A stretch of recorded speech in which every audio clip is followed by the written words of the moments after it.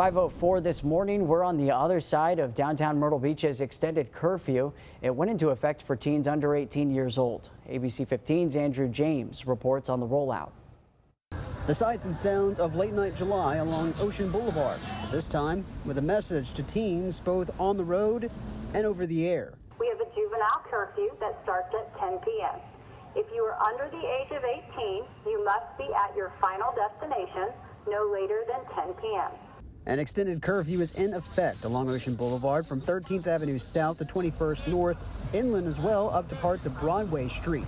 The first night saw little interaction between police and unsupervised groups of teenagers. Last night went well. We had 0 citations issued or 0 juvenile summons issued. The curfew citywide typically begins at midnight for teens, but it'll be earlier this weekend due to recent deadly shootings along Ocean Boulevard.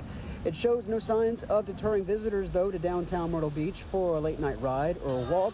Some visitors also see the goal behind the change. Yeah, because it stops a little riff-raff and stuff. But, if you have some mature teens, then it's a different thing. But if they're doing the most, then you need to figure out what it is, because at the end of the day, you want to keep them safe. So.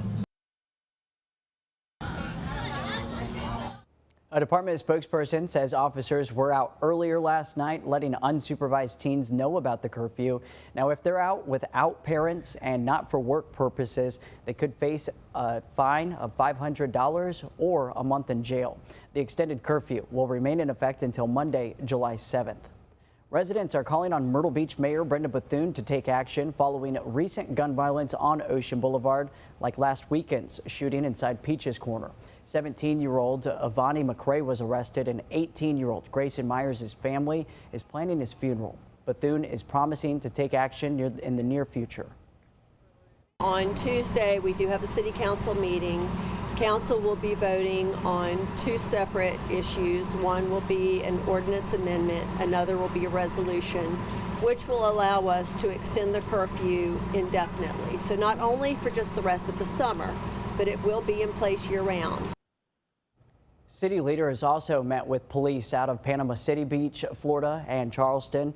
They heard advice for managing similar situations in popular tourist destinations. We're working to learn if the recent gun violence in Myrtle Beach has had an impact on tourism ahead of the 4th of July weekend.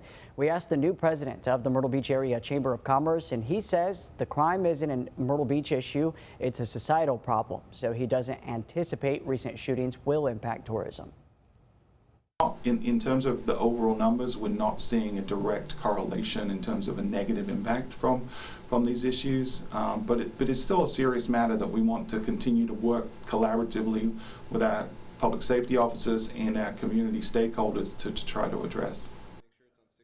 Butler says he met with community members, business owners, and Myrtle Beach police to discuss challenges and preparations ahead of this holiday weekend.